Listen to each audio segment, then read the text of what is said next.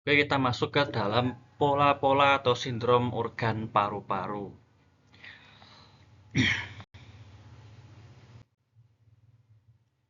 Nah, etiologi atau penyebabnya, yang pertama ada faktor penyebab penyakit eksterior atau faktor penyebab penyakit luar.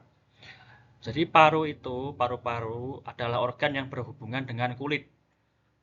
Maka disebut juga organ yang terluar karena berhubungan dengan kulit, yang mana kulit merupakan bagian tubuh yang terluar. Dan paru itu mengatur ci pertahanan yang melindungi tubuh. Ci pertahanan itu diatur oleh paru-paru yang tugasnya untuk melindungi tubuh ketika mendapat serangan dari luar, termasuk melawan faktor patogen dari luar. Maka paru-paru itu juga organ yang paling rawan terserang patogen luar karena berhubungan dengan kulit bagian paling luar dan ci pertahanan yang ada di bagian luar tubuh yang melindungi dari faktor penyebab penyakit. Maka dia juga yang paling rawan terserang. Patogen luar menyerang ci pertahanan, kemudian mengganggu fungsi pemencaran dan penurunan paru-paru. Jadi akan timbul nanti ada bersin, kemudian hidung tersumbat, kemudian enggan terhadap dingin, sakit di seluruh tubuh, kemudian sakit kepala, dan lain sebagainya. Itu karena patogen luar menyerang ci pertahanan, yang mana kemudian mengganggu fungsi dari paru-paru, yaitu fungsi pemencaran atau penyebaran dan fungsi penurunan dari paru-paru. Nah, patogen panas angin atau dingin angin itu adalah yang paling sering menyerang organ paru-paru. Jadi yang diserang itu adalah ci pertahanannya, bukan organ paru. Tidak langsung ke organ paru, tapi melawan ci pertahanan yang diatur oleh paru-paru. Kemudian kekeringan. Kekeringan itu juga rawan dan mudah melukai paru-paru karena paru-paru itu yang harus ada kelembaban di situ. Maksudnya ada pembasahan, tidak terlalu kering, tapi karena ada kekeringan yang menyerang, itu dia akan mengeringkan kelembapan dan zalir paru-paru. Maka akan timbul batuk yang kering, batuk tanpa dahak yang kering. Kemudian tenggorokan yang kering, kemudian kulit juga akan kering. Kelembapan bisa menyerang paru-paru dan menghalangi fungsi paru-paru di dalam pemencaran atau penyebaran zalir. Jadi akan timbul edema atau bengkak air di bagian wajah. Bisa juga di bagian tangan. Nah, ini dari segi diet, dari segi pola makan. Kelebihan makanan dingin dan mentah itu bisa melemahkan limpa, terutama ci limpa atau yang limpa. Kemudian dia jadi lemah, fungsinya terganggu, limpanya gagal mengangkut dan mencerna, mengubah makanan. Maka akan timbul kelembaban internal karena zalirnya gagal diubah, kemudian akan menumpuk dan menjadi sebuah kelembaban dan juga dahak. Nah, itulah dahak atau kelembaban itulah yang akan menghalangi fungsi paru-paru di dalam pemencaran dan penurunan. Karena limpa itu kan menghasilkan lembab dan paru-paru itu bisa menyimpan lembab. Nah, termasuk juga selain makanan dingin dan mentah itu bisa yang berlemak seperti susu, keju, mentega dan lain sebagainya itu bisa menciptakan dahak. Dahak kemudian bisa menghalangi fungsi paru-paru. Dari segi emosi, kesedihan, kesedihan itu kan melarutkan ci. Ci-nya jadi terlarut. Jadi berkurang karena larut ci-nya oleh kesedihan. Dan kekhawatiran itu mengikat ci, menyebabkan kemacetan ci karena ci-nya diikat, geraknya jadi tidak bebas. Kesedihan menyebabkan kekurangan ci paru, kalau kekhawatiran menyebabkan kemacetan ci di dada. Kemudian nadinya akan lemah pada posisi depan, posisi jantung dan posisi paru, posisi dada. Itu karena kesedihan dan kekhawatiran. Emosi yang berkaitan dengan paru-paru dan jantung bisa mempengaruhi ke jantung juga karena sama-sama posisinya di dada. Nah, ini gaya hidup, pola hidup duduk membungkuk yang lama.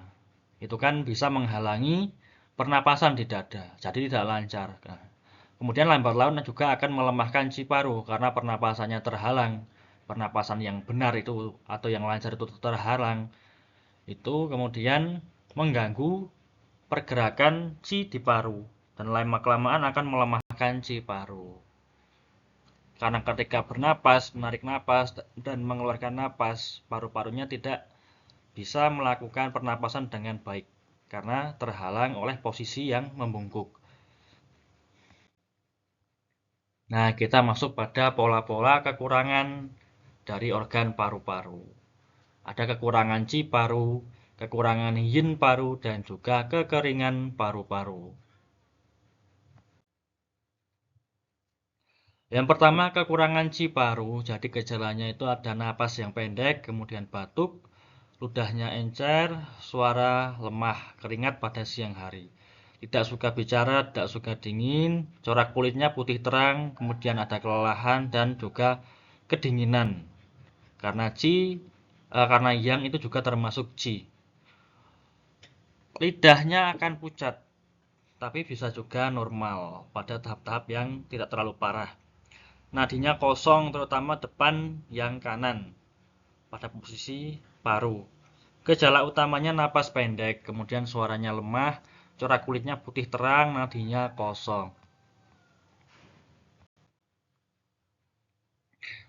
Jadi paru-paru itu kekurangan qi untuk mengatur pernapasan, maka akan timbul napas pendek, terutama ketika sedang mengerahkan tenaga, sedang menggunakan otot tenaga.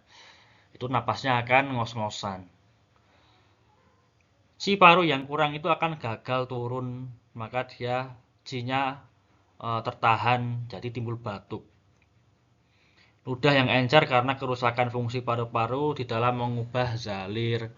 Yang harusnya zalir itu ludah itu ada agak kental sedikit, tapi menjadi encer karena kerusakan fungsi paru di dalam mengubah zalir.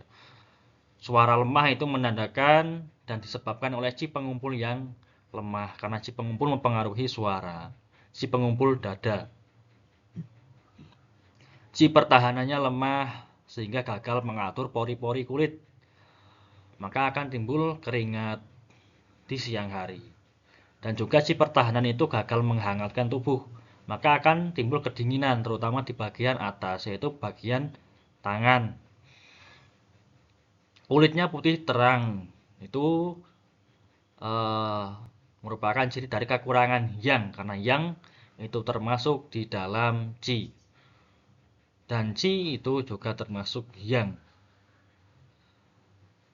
Pertahanan lemah, gagal melindungi tubuh, maka akan mudah diserang patogen luar. Karena imun tubuhnya lemah, gagal melawan dan melindungi tubuh dari serangan patogen luar, maka mudah terserang penyakit-penyakit dari patogen luar eksterior. Nah, sebab-sebabnya yang pertama bisa karena kelemahan turunan atau bawaan. Nah, ini karena pralangit yang diwariskan dari orang tua ke anak. Terutama ketika orang tuanya itu menderita tuberkulosis paru-paru ataupun penyakit paru-paru yang lainnya itu bisa menjadi menurun ke anak menjadi penyakit turunan atau penyakit bawaan. Kemudian membungkuk di meja atau posisi duduk membungkuk yang berkepanjangan itu bisa menghalangi pernapasan yang tepat, melemahkan paru. Kemudian serangan eksterior dingin angin atau panas angin yang tidak terobati, kemudian bertahan di tubuh secara berkepanjangan. Itu akan melemahkan tubuh, terutama pada paru-paru karena serangan luar itu kan menyerang pertahanan yang diatur oleh paru-paru. Kesedihan dan kekhawatiran ini juga bisa melemahkan si paru-paru. Nah, untuk prinsip pengobatannya itu dengan meningkatkan energi ci paru-paru dan juga menghangatkan yang paru-paru. Kalau ada tanda-tanda kekurangan yang misalnya kedinginan. LU9 untuk meningkatkan energi paru, LU7 meningkatkan energi paru sekaligus merangsang fungsi penurunan dari paru-paru. REN6 meningkatkan energi ci secara umum ini kalau REN6. BL13 untuk meningkatkan energi paru, itu 12 untuk meningkatkan energi paru-paru terutama pada kasus yang kronis yang sudah lama sudah berkepanjangan. ST36 untuk meningkatkan energi perut dan limpa karena mereka bertanggung jawab untuk menghasilkan zalir.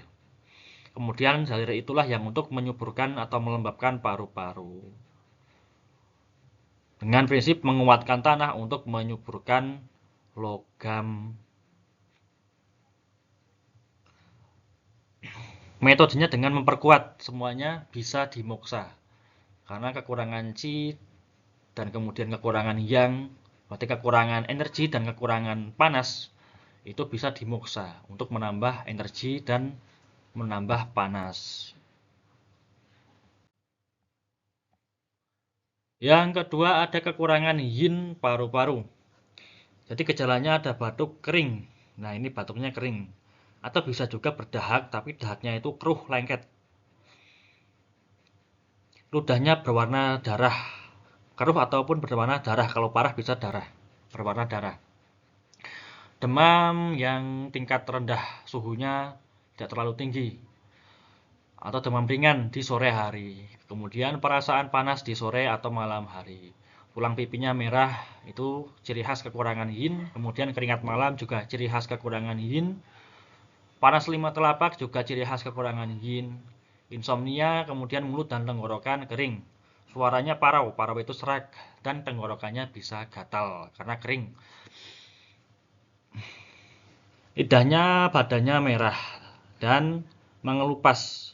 Kemudian ada celah-celah di wilayah paru-paru. Di wilayah diagnosa paru-paru itu ada celah atau parit bergaris-garis yang membentuk cekungan, parit-parit.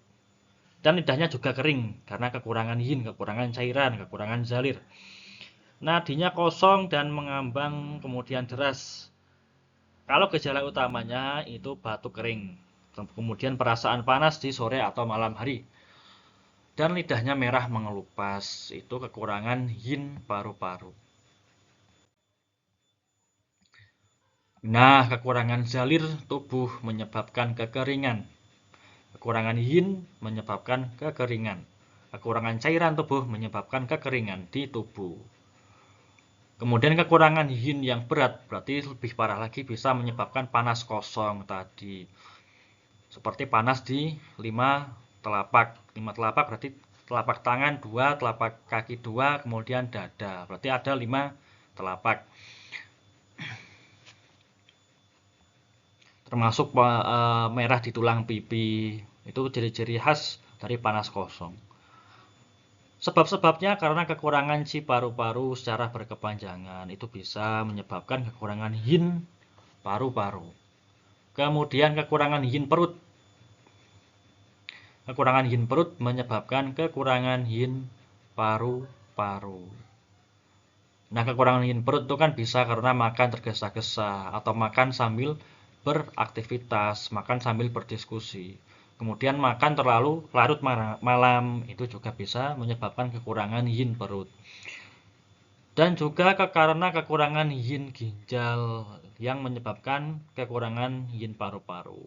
Kekurangan yin ginjal bisa disebabkan karena bekerja terlalu berat secara berkepanjangan. Kemudian serangan patogen panas atau patogen kekeringan dari luar menyerang ke tubuh, kemudian memakan yin, memakan zalir, cairan di tubuh, menyebabkan kekeringan. Panas atau kering mengeringkan yin paru-paru. Kemudian prinsip pengobatannya untuk menambah Qi paru dan menyuburkan yin paru-paru. LU9 untuk meningkatkan yin paru, Ran 17 meningkatkan Qi sekaligus yin paru-paru. BL43 untuk meningkatkan yin paru, terutama pada kasus-kasus yang sudah kronis. BL13 dan Tu12 untuk meningkatkan Qi dan yin paru-paru. Ran 4 meningkatkan yin ginjal dan membuat panas kosong turun ke bawah. Meningkatkan yin ginjal supaya untuk meningkatkan yin paru-paru. Panas kosongnya turun ke bawah supaya tidak naik ke atas, diturunkan ke bawah, kemudian disuburkan bagian paru-paru, bagian ginjal sehingga panas kosongnya menjadi hilang. KI6 untuk meningkatkan yin ginjal. Nah, ini bisa untuk batuk kering, tenggorokan kering. Ketika dikombinasi dengan LU7 bisa juga menambah Qi dan yin paru, merangsang fungsi penurunan paru, membangun komunikasi paru-paru dan ginjal. KI6 dengan LU7 kombinasi. 2 titik. Ren 12 untuk meningkatkan energi perut karena perut yang menghasilkan zalir dan juga untuk menyuburkan zalir. LU10 untuk membersihkan panas kosong. Nah, semuanya itu karena sifatnya menguatkan dan menyuburkan maka diperkuat, kecuali LU10 karena LU10 itu untuk membersihkan harus dikurangi. Dan semuanya tanpa moksa karena kekeringan. Kalau dimoksa bisa tambah kering. Yang ketiga, kekeringan paru-paru. Kekeringan paru-paru gejalanya ada batuk kering, kemudian kulit kering, tenggorokan kering, mulut kering, kehausan dan suaranya serak. Nah, kalau lidahnya kering, tidak merah. Nadinya kosong khususnya di depan kanan posisi paru-paru. Gejala utamanya batuk kering, tenggorokan kering, suara serak dan lidahnya kering. Nah, itu kekeringan itu karena kekurangan zalir di tubuh. Tapi ini adalah tahap sebelum kekurangan yin. Tidak lebih parah dari kekurangan yin. Jadi kekurangan zalir itu menyebabkan kekeringan dulu. Setelah lebih parah baru menyebabkan kekurangan yin. Nah, itu bisa disebabkan karena pola eksterior, karena sebab eksterior. Karena serangan kekeringan dari luar pada iklim yang kering. Bisa juga karena sebab interior, sebab di dalam tubuh. Misalnya karena kekurangan yin perut ataupun kekurangan yin ginjal yang kemudian menyebabkan kekeringan paru-paru.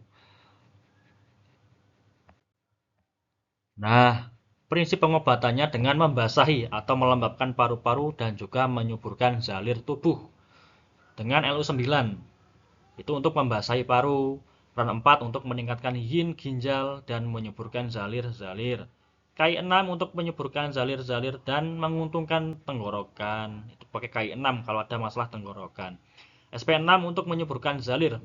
Ran 12 untuk meningkatkan energi perut dan menyuburkan zalir tubuh. Metodenya semua untuk memperkuat karena membasahi atau melembabkan dan menyuburkan. Oke, kita masih berlanjut pola-pola paru-paru pada video yang berikutnya agar tidak kepanjangan. Terima kasih.